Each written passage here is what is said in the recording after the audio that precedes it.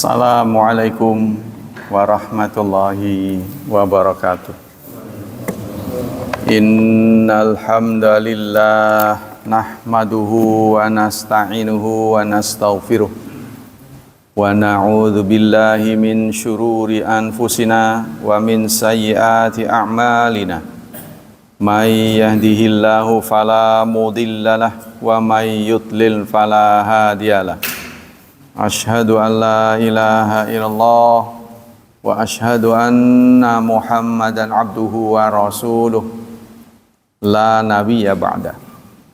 Allahumma salli wa sallim ala nabiyyina Muhammad sallallahu alaihi wasallam wa ala alihi wa sahbihi wa man sara ala nahjihi ila yaumiddin. Amma ba'd. Ayo ikhwah, kita lanjutkan kajian tafsir masih di surat 9, ujung dari ayat 40. A'udzu billahi minasy syaithanir rajim. Wa ja'ala kalimatal ladzina kafarus sufla wa kalimatullahi hiyal ulya. Wallahu azizun hakim. Dan dia menjadikan kalimat orang-orang kafir, ya, dijadikannya sufla, rendah. Wa kalimatullahi hiyal ulya, dan kalimat Allah adalah tinggi. Wallahu azizun, Allah Maha perkasa, hakimun, maha bijaksana. Kalau di terjemah Kementerian Agama, dan dia menyatakan, dia menjadikan seruan orang kafir itu seruan yang paling rendah. Sebaliknya, firman Allah itulah yang paling tinggi. Ahli tafsir tentang ayat ini disampaikan oleh Muhammad Rashid Ridha. Kata beliau, fil ayat ihtimalani. Ayat ini mengandung dua pengertian. Ahaduhuma ayyakunal muradu bi kalimatil ladzina kafaru kalimatul syirki wal kufri. Yang dimaksud kalimatul kufri, kalimat orang kafir, kalimatul ladzina kafaru, ya, itu adalah kalimat orang-orang kafir yang isinya syirik dan kufur, ungkapan-ungkapan kekafiran. Wa bi kalimatillah kalimat tauhid, sementara yang disebut kalimatullah adalah kalimat tauhid.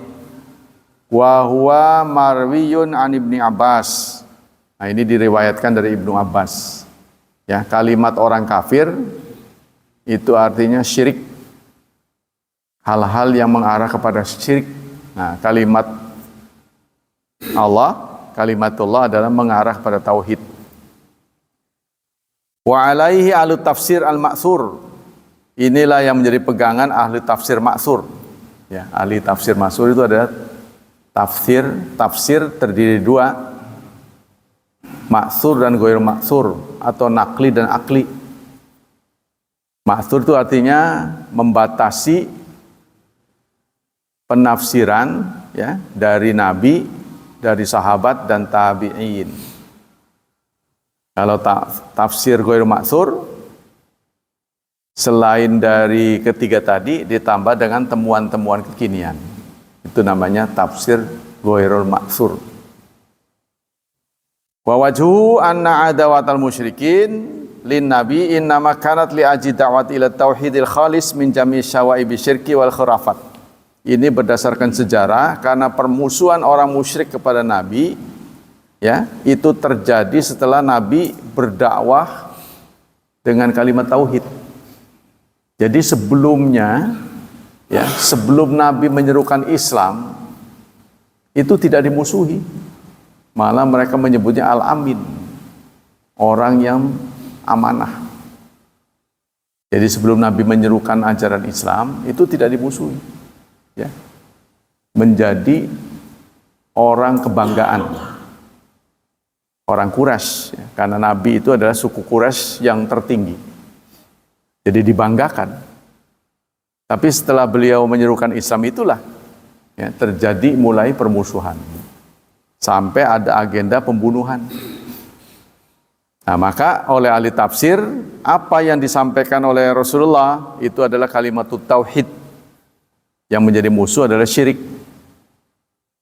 Tafsir yang kedua, kemungkinan kedua, ayakun murad bi kalimatil ladzina kafaru ma ajma'u ba'da tasyawur fi darin nadwah. Yang dimaksud kalimat orang kafir adalah persekongkolan mereka di darun nadwah. Ya, yaitu untuk membunuh Nabi.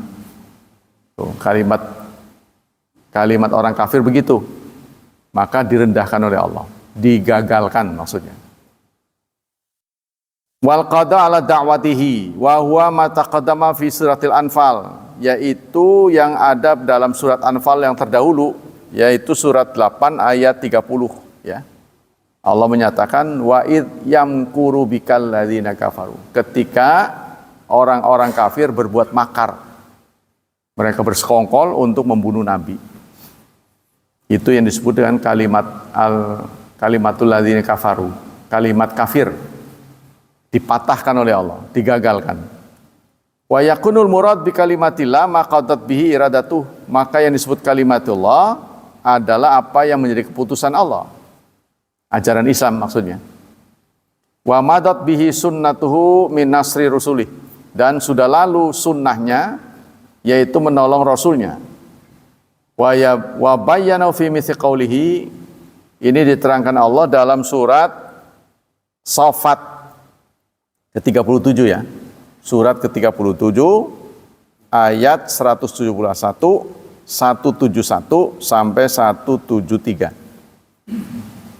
Di ayat itu Allah berfirman, walaqad sabaqat kalimatuna li'ibadinal mursalin, dan sudah lalu ya keputusan kami untuk hamba-hamba kami yang diutus.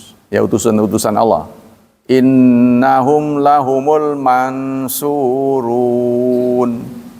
Sungguh mereka ya adalah orang-orang mansurun yang ditolong.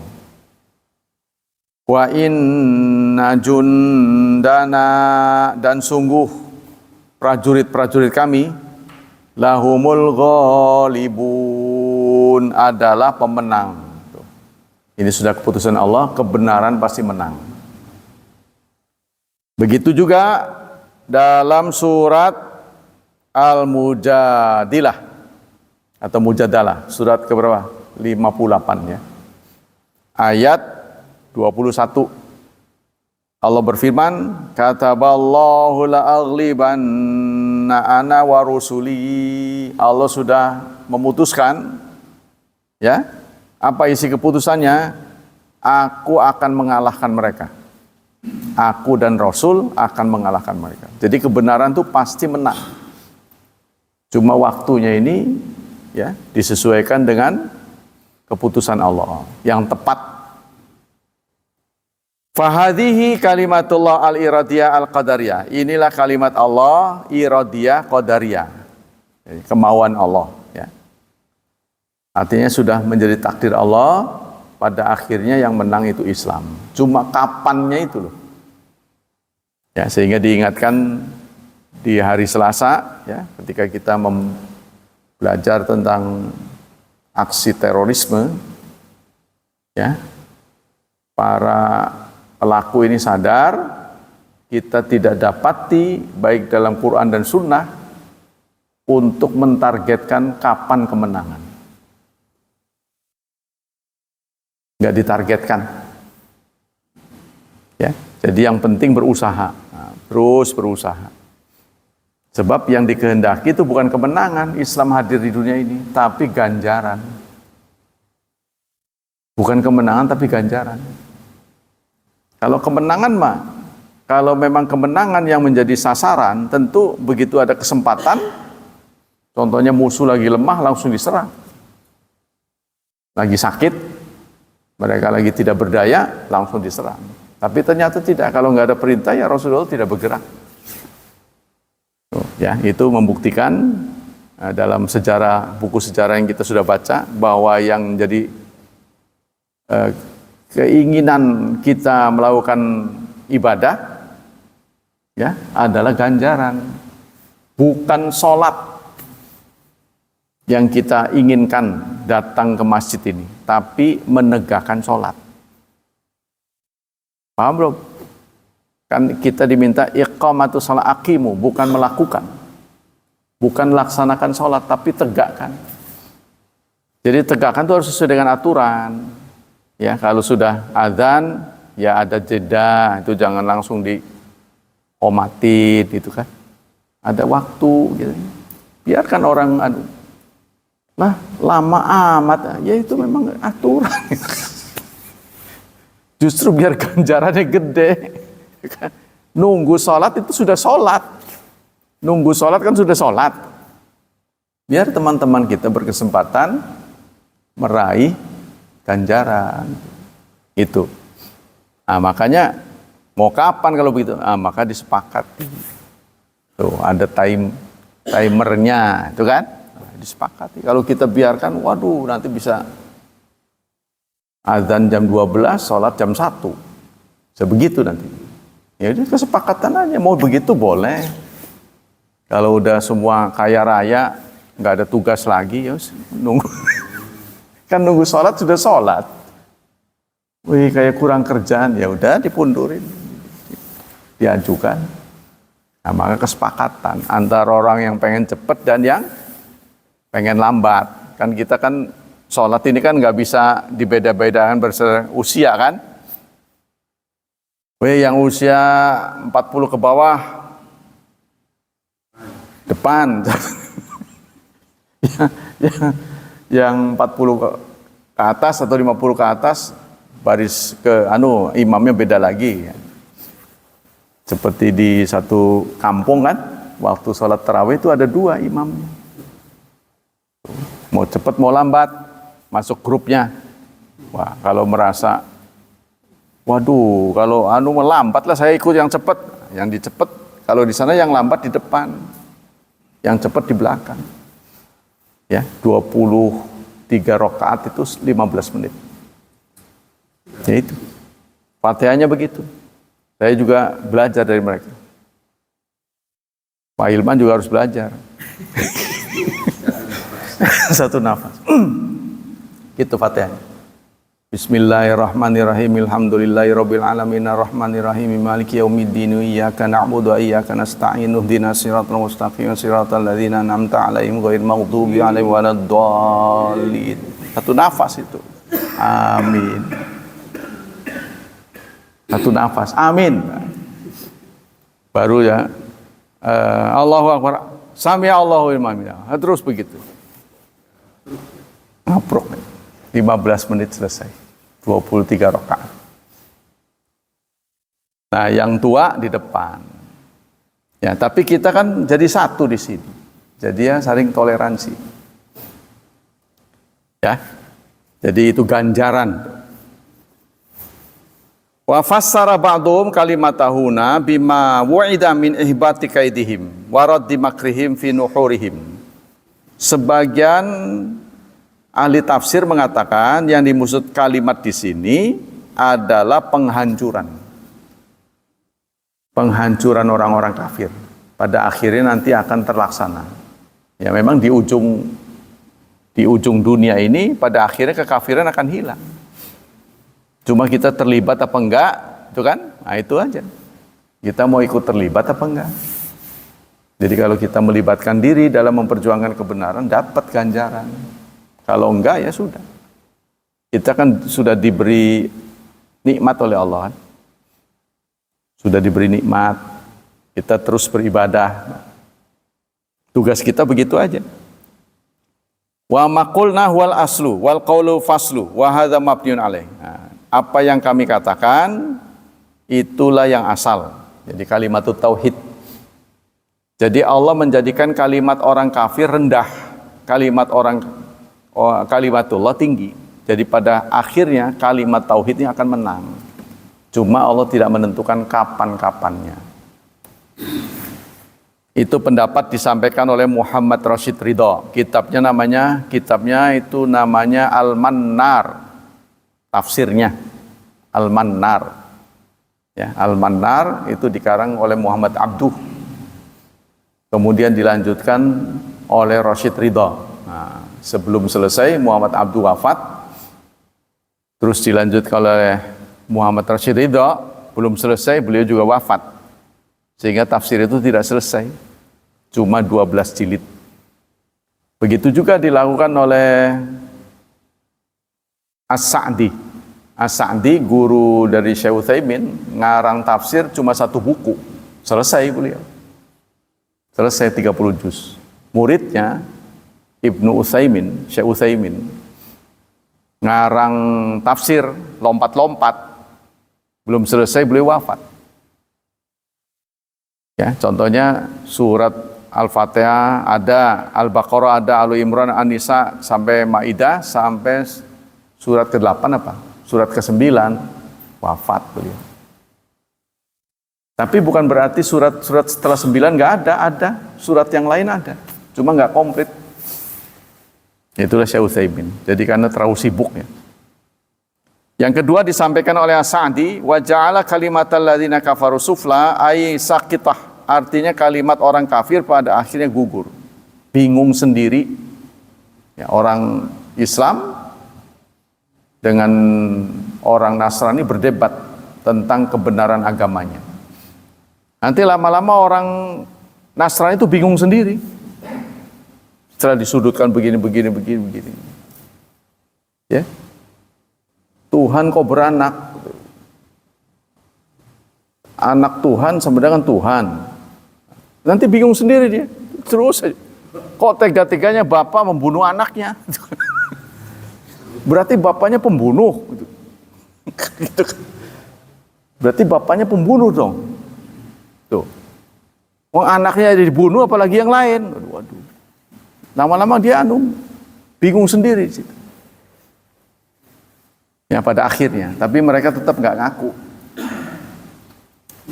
Ai sakitah al-makhzula fa innal ladzina kafaru qad kanu ala hardin qadirin. Karena orang kafir itu sangat pede. Ya, melawan Allah itu sangat pede. Fi dzannihim ala qatri rasul. Pada waktu itu mereka yakin mampu melakukan pembunuhan kepada Rasulullah, paling tidak ditangkap. Ya, haniqina alaihi fa amilu ghayata majhudihim. Maka mereka sepakat, pokoknya pede lah. Besok udah nggak ada Nabi Muhammad. Nah, mereka udah sepakat begitu. Tapi ternyata yang mereka lakukan gagal. Kalau Anda tahu mukjizat Rasulullah itu, mereka yang nangkepin itu bengong aja begini. Nabi berlalu di depannya. Iya. Jadi mereka kayak patung gitu. Setelah jauh tuh, mana tuh? Baru begitu. Iya, sirap. Makanya ilmu itu suka dibaca oleh pengikut-pengikutnya. Ya, surat apa itu? Yasin benar. Hafal bapaknya. Jangan-jangan pernah ilmu. Kalau saya emang dari pesantren jadi tahu. Itu jadi kejadiannya begitu ya. Begitu Nabi keluar, mereka bengong aja. Dilihat begini. Tapi nggak berkutik. Jadi ada anggap begitu juga yang terjadi di gua. Waktu bersembunyi di gua Hira. Bukan gua Hira ya, Jabal Sur ya. Jabal Sur. Ya. Gua Sur. Jabal Nur ya. Jabal ini gunungnya namanya Gunung Nur. Gunung cahaya. Itunya guanya namanya Sur. Itu juga menjadikan Abu Bakar Siddiq takut sekali. Jadi kalau ada cerita-cerita di mulut goa ada laba-laba, terus burung berbuat sarang, itu hadisnya dhaif semua. Yang benar adalah tidak ada apa-apa. Sehingga itulah yang membuat Abu Bakar Siddiq ketakutan luar biasa. Karena mereka kelihatan berlalu lalang. Ya, di depannya itu sabarlah, innallaha ma'ana. Allah bersama kita. Kalau bukan ada keajaiban-keajaiban, mustahil Abu Bakar tambah yakin. Karena itu mereka berlalu lalang tapi nggak ngelihat. Ya ada mata dicabut daya lihatnya kan bisa, ya kan? Jadi matanya tetap normal tapi daya lihatnya diambil oleh Allah kan bisa. Banyak orang yang punya mata nggak bisa ngelihat kan, ya kan? Itu tidak mustahil bagi Allah. Meleng, sini meleng. Jadi mereka Nabi Muhammad berjalan di depannya meloloskan diri itu diem aja begini. Ada yang celelengan begini, lendehan aja. Begitu jauh baru, baru sadar. Iya. Ya disirep, ilmu sirep. Nah itu pernah terjadi. Kemudian ini ada ayatnya sebenarnya. Fakhadhahumullah, lalu Allah menghinakan mereka, walam yatim wala maksudahum. Allah tidak menyempurnakan tujuan mereka. Bal wala adraku syai'an, bahkan semuanya nihil. Jadi apa yang mereka sudah sepakati di Darun Nadwah ya, bersekongkol untuk menggerebek Nabi, mengeksekusi, gagal total. Begitu juga ada seorang yang mengikuti Nabi pakai kendaraan kan, tapi setiap mau menyabet itu terperosok dia berkali-kali. Akhir dia tobat masuk Islam, sudah dari situ dia sadar, oh benar-benar ini Nabi. Wa nasrullah wa rasuluhu yatfa'u anhu wa hadha huwa nasrul madhkur fi hadzal maudhi fa inna nasra ala qismain wa nasrul muslimin idza tami'u fi aduwihim bi an yutimallahu matalabu wa qastuhum wa yatawallaw ala adwi wa yadharu.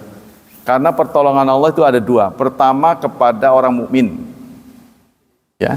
Yang kedua nasrul mustad'af, menolong orang yang lemah. Tuh, ya. Alladzi tama'a fihi udwatul qadir fa nasra'iyahu ayyarudda inda aduwahu. Ya, jadi gitu menurut ceritanya ya. Terus hadis mengenai ini, wallahu azizun hakim, Allah menutup ayatnya dengan Allah maha perkasa, Allah maha bijaksana. Dari Abi Musa qala ja'a rajulun ila nabi faqala rajul yuqatil lil magnam. Seseorang bertanya kepada Rasulullah, bagaimana nasib orang yang perang tujuannya mendapatkan ghanimah. Warajul yuqatil li dzikri. Kemudian ada lagi yang perang supaya namanya tercatat, terkenal. Ya. Warajul yuqatil li yara makanahu, dan supaya pangkatnya naik. Karena siapapun yang terlibat perang, ya di Indonesia juga begitu kan?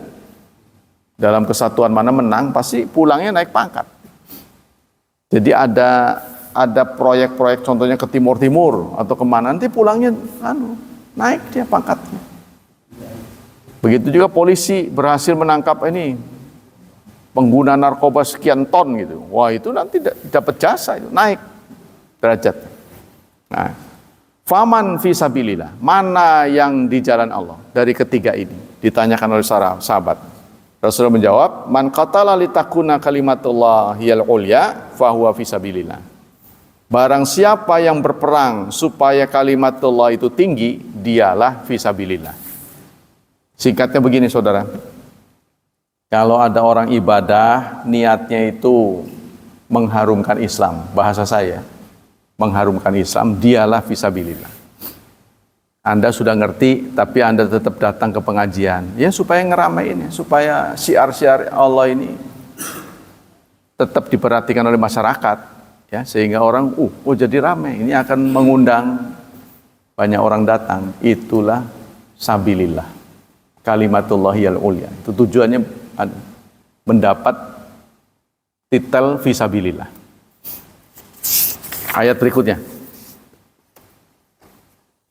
infiru khifafau wa thiqalau wa jahidu bi amwalikum wa anfusikum fi sabilillah dzalikum khairul lakum in kuntum ta'lamun. Ya, pada ayat ini Di buku ini ditafsirkan 5 penafsir dan 2 hadis. Tafsir pertama disampaikan oleh Syangkiti. Infiru, berangkatlah. Ya.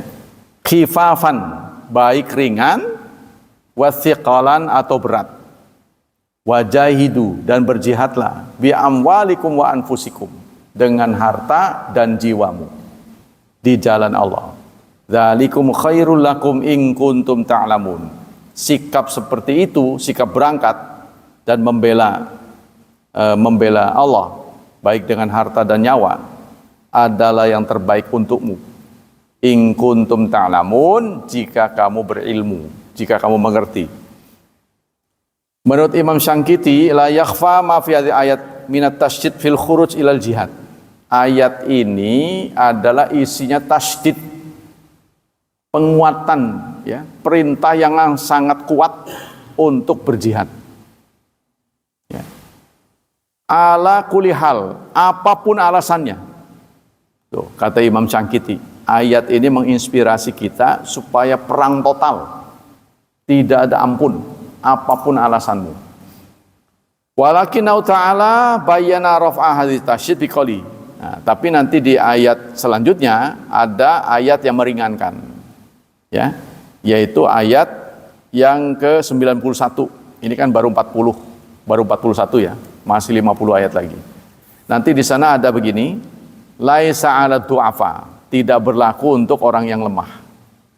Kalau ini untuk semua, nggak ada ampun. Ya, nanti di surat 91 Allah cabut, untuk orang yang lemah tidak berlaku. Wala 'alal marda, begitupun orang sakit. Wala 'alal ladzina la yajiduna ma yunfiqun, dan orang-orang yang tidak punya ongkos. Tuh, kesian tuh orang miskin ya, nggak punya ongkos. Mau ngapa-ngapain serba salah, mau begini salah, begitu salah. Nah, itu dibebaskan dari kewajiban perang.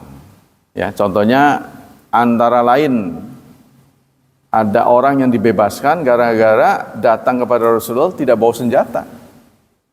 Lah kamu perang bawa apa? Bawa adanya pisau. Udah nggak usah. Apalagi cutter. Setelah kerok gitu. Ya kan? Tuh. Itu kata Imam Syangkiti. Qala Ibnu Jarir, ikhtala ahli tahfidz fi mana khifah wa thiqal. Nah, berbeda pendapat ahli tafsir tentang khifah dan thiqal. Ya, artinya ringan dan berat itu kriterianya apa? Kata di sini, kata beliau, yang namanya ringan dan berat, tua ataupun muda, sibuk atau tidak, kaya atau miskin, semangat atau tidak semangat, lagi malas tetap berangkat, berjalan atau tidak berjalan, ya, kemudian rugi atau untung. Contohnya, wah kagol kita nih lagi rugi, tetap aja berangkat. Kagol saya lagi sakit, berangkat. Alhasil ayat ini ya melegitimasi perang total. Nah, para ulama mengatakan situasi seperti itu diharuskan ketika musuh sudah di pekarangan. Ya, contohnya tadi saya pernah ngomong, kalau musuh sudah melabuhkan kapal di Merak untuk perang, maka kita semua harus siaga. Nah, siaganya apa? Nunggu seruan dari wali kota? Nggak perlu. Pokoknya kita siap-siap aja. Ya, mengamankan lokasi kita paling tidak. Ya sama dengan banjir lah. Kita sudah dengar.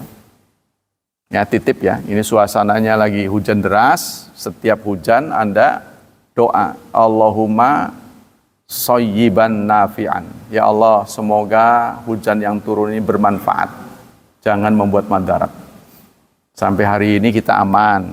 Ini bukan aman secara kebetulan, saudara. Ya mungkin Allah sayang pada kita. Ya, kampung tetangga sudah masuk ke dalam rumah, apalagi PCI Blok D.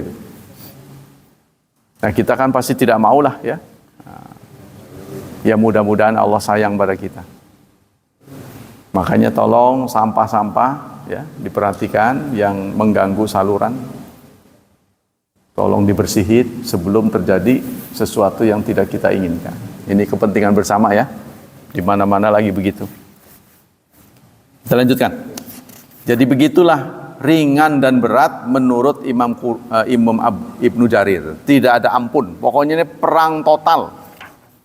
Ini terjadi, ini kita lakukan apabila sudah terdengar musuh masuk pekarangan.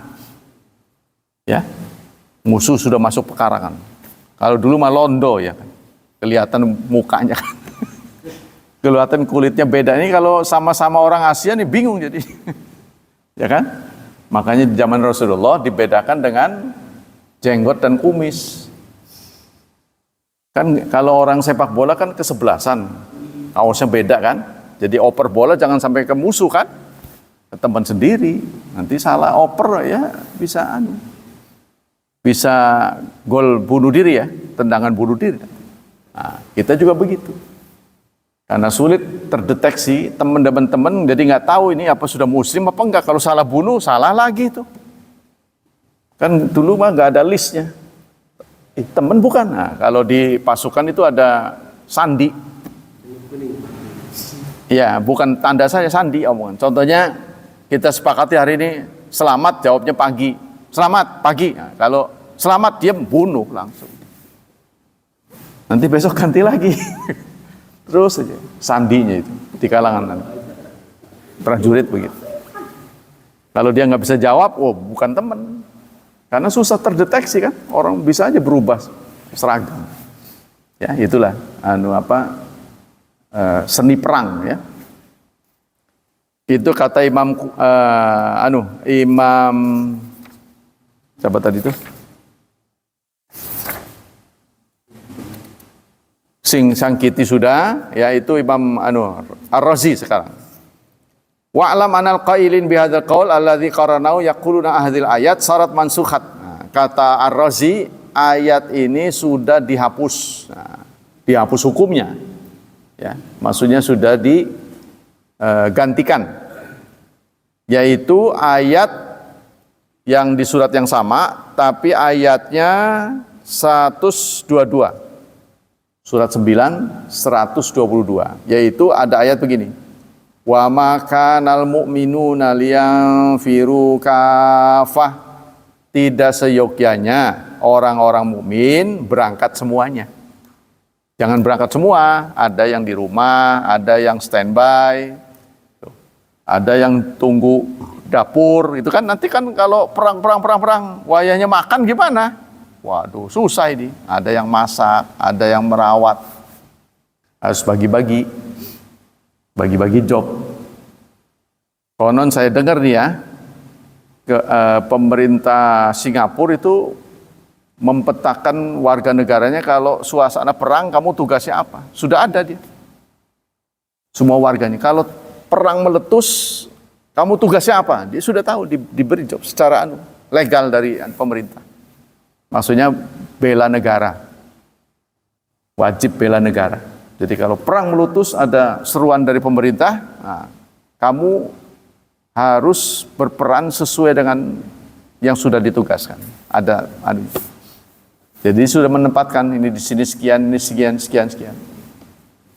Ya kan?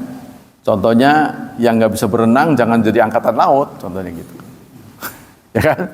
Yang takut ketinggian jadi angkatan udara, jangan. Nanti dia alih-alih nolong malah mati sendiri sebelum diterjunkan dari ketinggian. Nah itu contohnya yang ahlinya beda-beda. Menurut Imam Qurtubi selanjutnya inna naskha la yasih wa qad takunu halatun yajibu fiyal taghayyurul. Kata Imam Qurtubi, orang yang mengatakan ini sudah di amandemen itu tidak sah. Ya, jadi tentang apa ayat ini masih berlaku atau tidak, para ahli juga berbeda pendapat. Apa masih berlaku apa enggak? Pendapat keempat disampaikan oleh Asy-Syaukani, kata beliau, wajahidu bi amwalikum wa anfusikum fihil amru bil jihad bil anfus wal amwal. Ini jihad berlaku sepanjang masa. Apa modal jihad kita? Amwal dan anfus, yaitu harta dan nyawa. Selalu yang didahulukan harta dulu.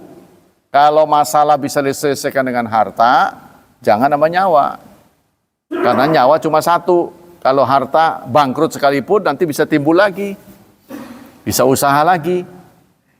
Tapi kalau kita nyawa sudah disetorkan, ya nggak bisa cari duit lagi. Ya kan? Habis modal. Jadi kalau menyelesaikan masalah, saudara, sama ini berlaku untuk umum. Contohnya kita dijahatin orang. Ya, kita bisa selesaikan dengan nyawa dan harta. Kalau kita kasih harta, kita selamat. Ya lakukan. Jangan Anda dulu, lah mati nanti uangnya buat apa? Jangan itu ya. Nah, kita udah serahkan harta, malah kita dibunuh juga. Waduh, double sih, keterlaluan. Nah, itulah ahli tafsir tentang ayat ini. Sekarang ayat hadis-hadis. Hadisnya ada 2 untuk ayat ini. Dari Anas, anna Abu Talhah qara'a surat Bara'ah fa'ata ala hadhihi ayat. Suatu saat Abu Talhah membaca surat 9 ini. Lalu sampai ke baca ini, ayat yang kita sedang tafsirkan, infiru khifafan wa thiqalan. Lalu beliau berkata, ala ara rabbi yastanfiruni syaban wa syaikhan. Ayat ini menginspirasi kita bahwa Tuhan kita ya menyuruh kita berangkat baik muda atau tua. Jadi ayat ini menginspirasi kita supaya berangkat perang ya, baik kita muda atau tua. Kemudian juga anaknya menyambut, saya juga terlibat bersama Rasulullah sampai Rasulullah wafat. Kemudian tiba Abu Bakar, saya juga berjuang sampai beliau wafat. Kemudian digantikan oleh Umar, saya juga berjuang sampai wafat. Ya, jadi mereka karena memang jumlah umat Islam masih sedikit, tapi di kemudian hari Rasulullah mulai membagi tugas. Siapa yang mau nyatetin hadis? Nah, Abu Hurairah tunjuk jari, saya. Maka itulah produksi hadis yang dari tangan Abu Hurairah banyak. Padahal beliau masuk Islam tahun ke-6, Rasulullah wafat tahun 11, hanya 5 tahun. Ya, beliau mencatat hadis, tapi yang Abu Hurairah lagi. Karena pada waktu itu untuk memilih dan memilah orang yang ahli itu tidak mudah. Mungkin daya hafal yang kalau kita nggak masuk rekenan kali. Diserahkan barang, kelalen, payah itu mah. Kalau hadis serain sama kita, waduh payah ini mah, hilang. Tuh kata beliau begitu. Falam yajidulahu jaziratan yadfanunahu ila wa ba'da sab'a. Sampai-sampai terjadi ya, beliau itu kemudian syahid. Jasadnya tidak bisa ditemukan kecuali setelah 7 hari kematiannya. Dan ketika ditemukan masih utuh. 7 hari masih utuh. Nah, ini disampaikan oleh anaknya nih. Ya. Anak-anak dari Tolhah. Jadi beliau selalu ikut perang, tidak pernah absen. Ya, zaman Rasulullah, Abu Bakar, Umar, terus sampai kemudian beliau syahid. Saat beliau syahid, tidak ditemukan jenazahnya kecuali setelah 7 hari dan masih utuh. Tuh, iya. Nah, ini bagus sekali. Itu hadis pertama. Dari Abu Hurairah qala Rasulullah sallallahu alaihi wasallam, Rasulullah bersabda, man mata walam yaghzu, barang siapa yang mati wafat belum perang, belum pernah perang kayak kita, walam yuhaddits bihi nafsuh, dan tidak pernah ada keinginan perang. Maksudnya begini, orang yang nggak haji dosa nggak? Orang yang nggak haji, jawabannya benar, tergantung apanya? Tergantung niatnya. Sama dengan perang. Anda nggak perang, berdosa nggak? Tergantung niatnya.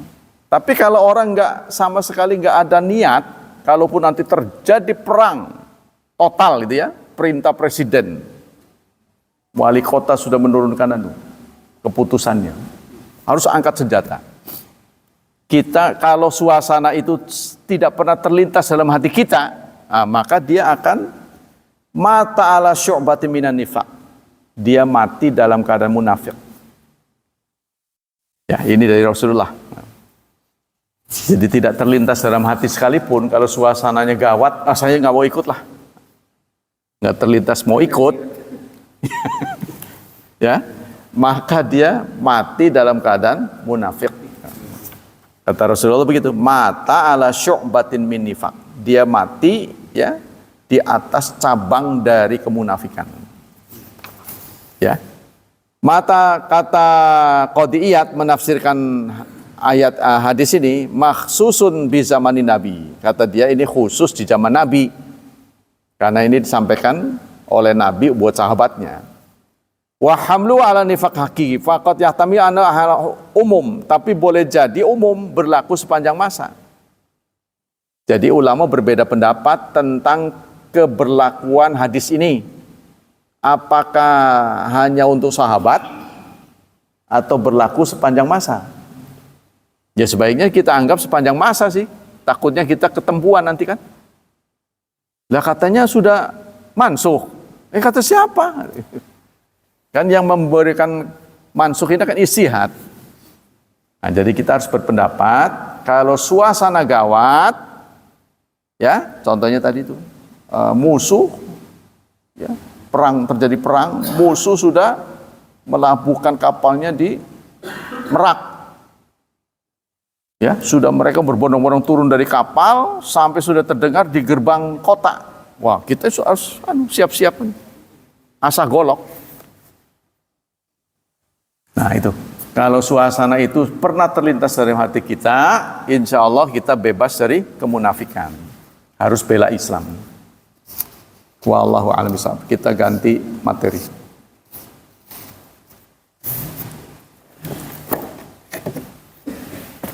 Ya kita memang belum ada bela negara ya, masih aman-aman aja. Nah kita harus hormat sama prajurit, kesian dia. Nunggu berdiri aja kan digigit nyamuk apa enggak itu kan. Kesian itu. Jangan dikira gampang loh, Anda melamun. Contohnya wali kota menyuruh Anda melamun sejam. Jangan ngapa-ngapain, kesel juga loh. Mending kalau sekali mah, saben hari. Iya yang di perbatasan ya, terutama perbatasan yang rawan seperti kita dengan Timur-Timur, mending ya, udah damai. Tapi kalau lagi memanas, wah itu yang rada gawat. Nah kita kembali sekarang materi berikutnya ada tentang wali nikah. Bagaimana status wali nikah? Apa-apa saja yang kita perlu ketahui tentang wali nikah berikut ini disampaikan dalam kitab tulisan Syekh Utsaimin. Ada pertanyaan, ya, karena ini adalah hasil kumpulan dari tanya jawab. Haribat bintun, ada seorang gadis lari dari rumahnya, minggat ya bahasa kita. Umruha hawala isrin, umurnya kurang lebih 20 tahun. Jadi gadis 20 tahun minggat min baiti ahliha, dari rumahnya. Wa tazawwajat biduni ilmi walidiha, lalu dia menikah tanpa sepengetahuan orang tua. Wa indaha ilmul walad, padahal dia tahu alamat orang tuanya, maksudnya masih bisa diakses orang tuanya. Lain hal kalau nggak tahu. Ya. Wa indaha ilmul walid lam yakun muwafiqan, dan si anak ini tahu persis ayahnya nggak setuju. Dia tahu. Wa ba'da ma anjabat hadatsa sulhun bainahuma, setelah punya anak sampai berhasil nikah ya, singkatnya dia minggat, menikah tanpa izin orang tua, punya anak. Lalu dia berinisiasi untuk damai. Ya, pulang ke rumah. Nah, damai. Yang ditanyakan, apakah pernikahannya sah atau tidak? Nah, ini yang dipertanyakan. Kejadian begitu tadi, ya. Jadi anak gadis minggat karena dia tahu orang tuanya nggak setuju, dia cinta pada seorang pria. Lalu kawin lari bahasa kita. kawin lari ya. Tapi kalau sekarang kayaknya kemungkinannya kecil, kecuali di tangan kiai dan tidak terdaftar. Tapi kalau terdaftar sulit kayaknya. Karena sekarang kan online. Susah. Sama susahnya dengan kita mau nikah lagi tanpa izin istri. Terus secara resmi gitu ya. Nah, kalau tidak resmi beda lagi. Resmi didaftarkan di KUA, kayaknya susah. Sebab kamu kan punya istri. Ketahuan. Ada kakaknya. Kalau dulu itu bisa digandakan KTP-nya dulu, mah. Kalau sekarang kan susah, ya, karena bio kita itu ada di situ. Jadi riwayat kita tuh ada di ya, di dalam kartu itu ada. Pertanyaannya gitu ya. Jadi yang ditanyakan setelah terjadi perdamaian, pertanyaan apakah sah pernikahannya? Dijawab oleh beliau, azawaj ghairu sahih, tidak sah. Pernikahan itu tidak sah karena dia sudah punya anak. Kalau belum mah, ya kan? Bertengkar belum akad, nah, kan belum terjadi. Tapi ini sudah terjadi, sudah akad. Pernikahan itu sah tidak? Li'anna Nabiyya sallallahu alaihi wasallam qala, karena Nabi bersabda, ini dasarnya dalil, la nikaha illa biwali. Tidak ada nikah kecuali dengan izin wali. Wal wajib 'alaiha mufaraqatu zawjiha al'an wa aqdu nikah min jadid. Jadi apa yang solusinya?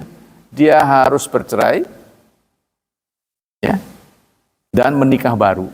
Tapi menurut hemat saya sih nggak perlu bercerai karena nggak dianggap sah. Cerai apanya bukan suami istri? Tidak ada pernikahan. Tidak ada pernikahan, yang lalu ya sudah bertobat saja itu. Kalau tidak ada nikah, punya anak ya zina. Tapi setelah zina kan tidak mungkin dihukum di kita yang hukum malah dihukum nantinya, ya kan? Maka solusinya adalah dinikah ulang, pernikahan ulang, ya. Yang menjadi wajib kan selain bapaknya, bapaknya setuju nih. Tapi disetujui oleh pamannya atau kakak laki-lakinya, lalu dinikahkan sama di luar bapaknya tadi, kakaknya misalnya. Ya sepanjang wali dia sah. Walaupun bukan bapaknya. Iya, sepanjang bukan. Iya.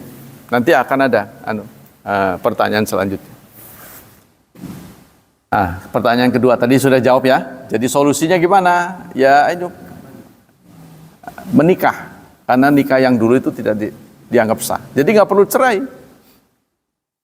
Cuma ya di Indonesia karena sudah tercatat dia harus cerai karena dia untuk mendapatkan buku nikah baru harus proses pengadilan. Tapi kalau ditemani oleh bapaknya kayaknya proses pengadilan lebih cepat. Ini karena saya tidak anggap sah. Nggak tahu siapa petugasnya bisa dituntut. Ya? Ya bisa jadi. Bisa jadi. Ada orang sih yang tidak disahkan kemudian dia malah murtad. Ada yang mencari jalan pintas seperti itu. Contohnya ada pasangan suami istri sama-sama muslim. Lalu istrinya nggak kuat. Perlakuan suaminya kebina-bina lah bahasa sini. Udah zalim dan sebagainya. Mau cerai susah. Suaminya nggak mau menceraikan. Akhirnya dia sengaja ya mempublikasikan dirinya tidak muslimah lagi. Kan otomatis cerai demi hukum kan.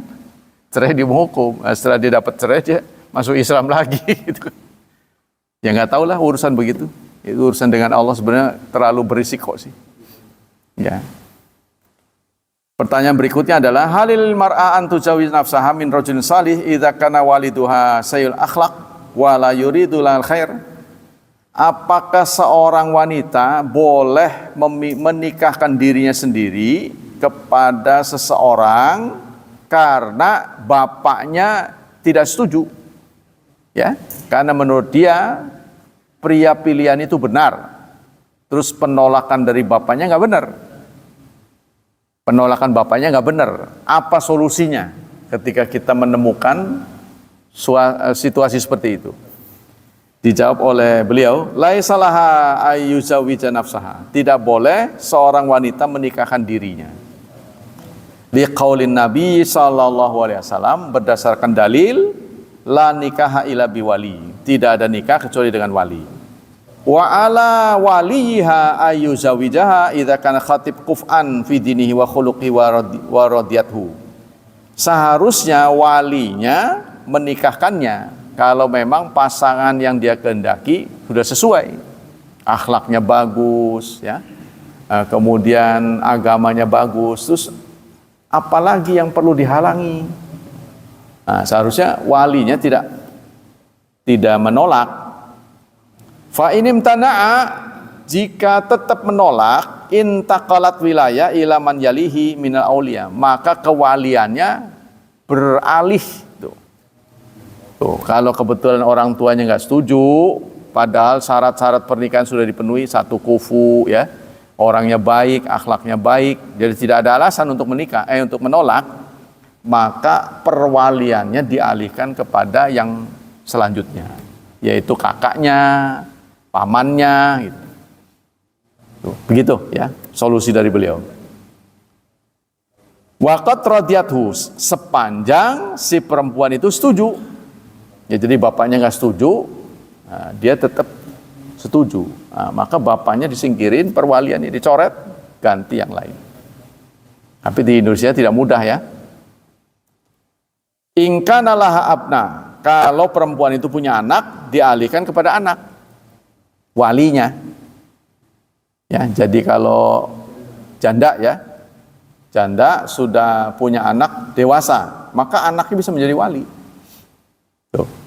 Fa ilam yakun la abna, kalau dia nggak punya anak, fali ikhwatiha, kepada saudara-saudara laki-lakinya, kakak adiknya, bisa. Al asyiqa, yang satu bapak dan ibu.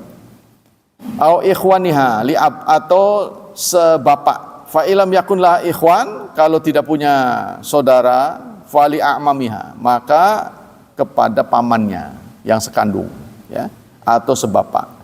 Fa ilam yakun laha fa ilal mu'tiq, kalau masih tidak ada, maka dikembalikan kepada yang memerdekakan. Ini zaman budak, sekarang sudah tidak ada perbudakan. Fa in kana raqiqan, jika dia budak, fa utiqat fa ilam yakun fa ilal hakim, kalau sama sekali tidak ada, maka kepada hakim.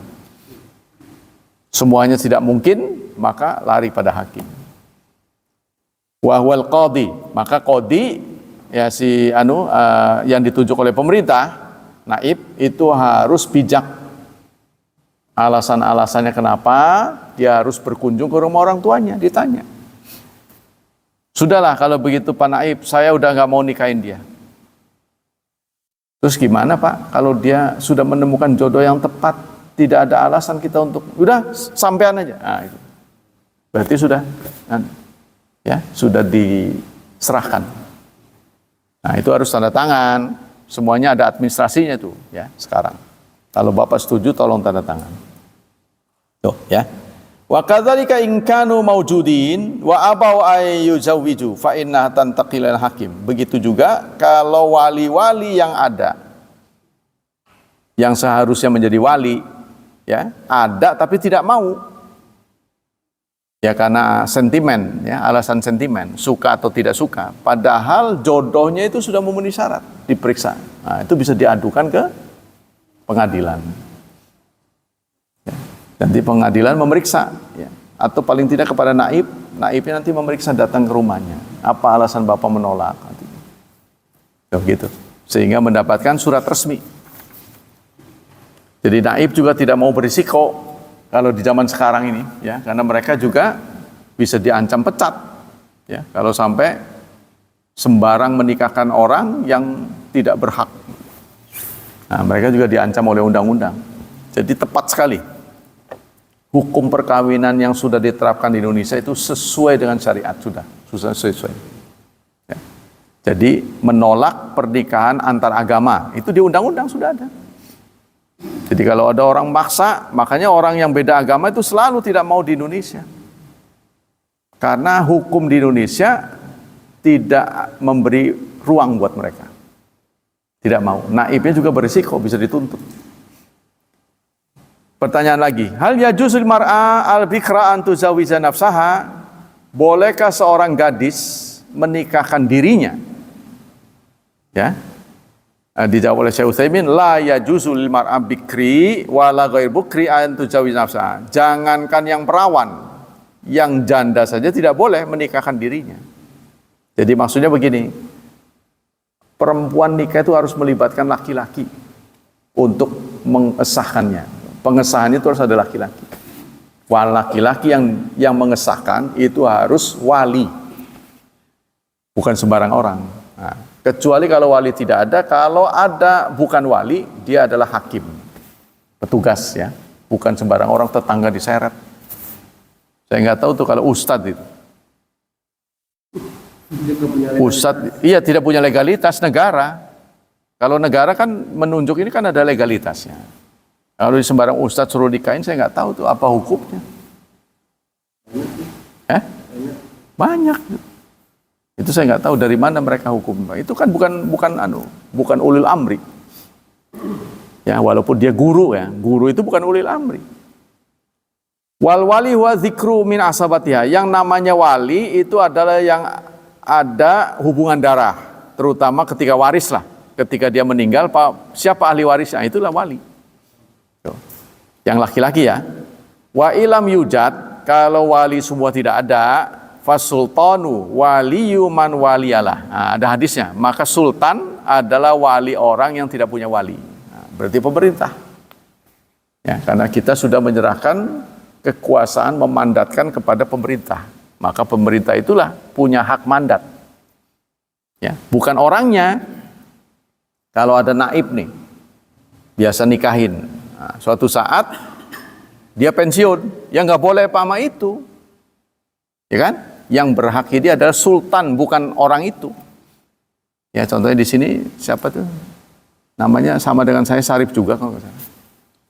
Naibnya. Nah, contohnya sekarang naibnya Pak Sarip. Ya. Nanti setelah beliau pensiun tidak boleh menikahkan lagi. Jadi bukan kepada orangnya gitu. Iya, harus petugas, bukan kepada orangnya. Ya. Fayaqumu maqamahu, maka berdasarkan daulah. Jadi pejabat yang ditunjuk oleh negara itulah yang punya hak. Ya. Wa ankihul ayyama minkum wassalihina min ibadikum wa imaikum, dalam surat 24 ayat 32 Allah menyatakan nikahkan orang yang belum menikah, yang jomblo ya, dan orang-orang soleh dari hamba dan hamba laki-laki dan hamba perempuanmu. Tuh. Faja'al amra ayam min qaul maqulum ilaina walau kanatil ayam ayimu wal.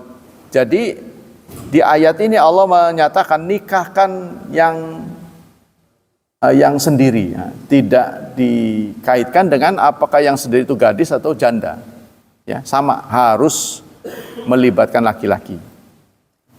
Wahiyal lati ta'ayyamat min zawjiha as-sabiq yumkin an tusawi nafsaha ma wujia khitab ila auliyaihim fal muhimu anna la budda min waliin. Maka wali tetap harus ya yang terlibat menikahkan, mengesahkan pernikahan. Akta nikah limara. Pertanyaan berikutnya, hal yajuz binti bikri allati laisa wali aw kana waliya ghaiban an tankiya nafsaha amla. Wa hal fi hadzal hukmi farqun baina bikri wal saib mutlaqan aw kana armalah? Boleh enggak seorang gadis karena tidak menemukan wali lalu dia menikahkan dirinya?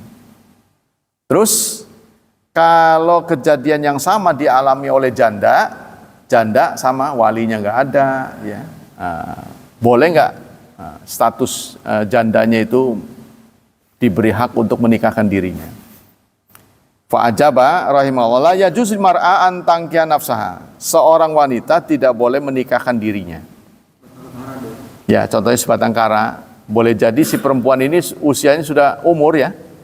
Jadi bapaknya sudah nggak ada, paman-pamannya sudah nggak ada, itu dia pengen nikah lagi. Kan namanya nikah kan nggak harus gadis kan, karena perempuan, kalau ada perempuan sendiri, laki-laki sendiri, angguran bergabung. Iya, saling menguntungkan. Daripada ya, kita ini masih masih ada pasangan loh. Coba kalau nggak ada pasangan, tetangga kita juga nggak ada pasangan, kan angguran bergabung. Sudah nggak ada kebutuhan biologis lagi. Tuh. Sebab kalau Anda sendirian di rumah, siapa yang tahu Anda sakit? Yo, siapa yo? Ya. Ya kalau kita hidup bertetangganya rukun sih mending ya, ketahuan ya, atau sering ke masjid. Dua-duanya nggak pernah ke masjid. Jadi siapa yang tahu dia sakit apa nggak sakit, makan nggak ketahuan. Jadi singkatnya manusia itu adalah makhluk sosial, butuh teman. Di rumah itu nggak bisa sendiri. Tapi pengertian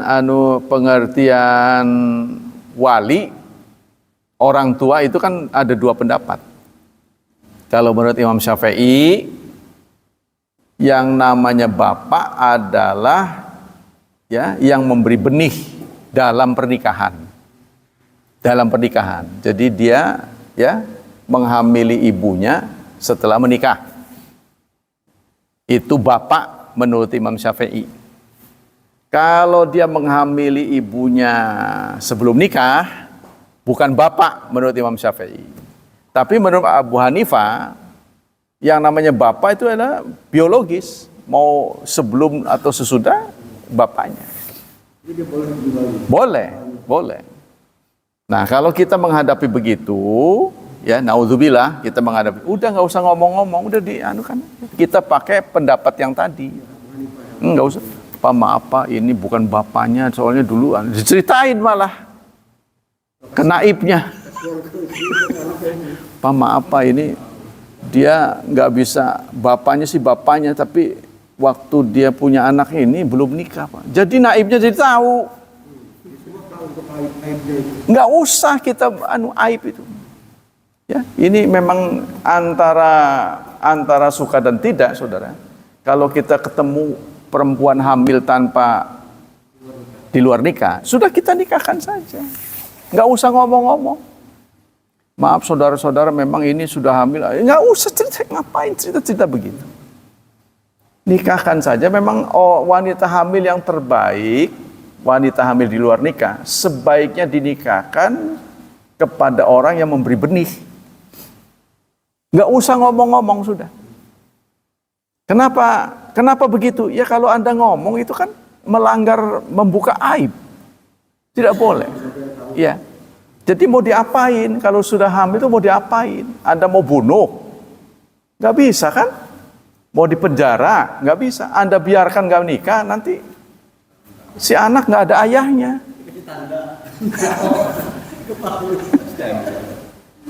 Terus pernikahannya gimana? Pernikahannya sah. Boleh boleh digauli nggak? Boleh. Pendapat orang yang nunggu nanti melahirkan itu pendapat tidak sah, doif. Jadi menghadapi situasi seperti itu, jangan ngomong-ngomong. Sudah nikah, itu solusi terbaik.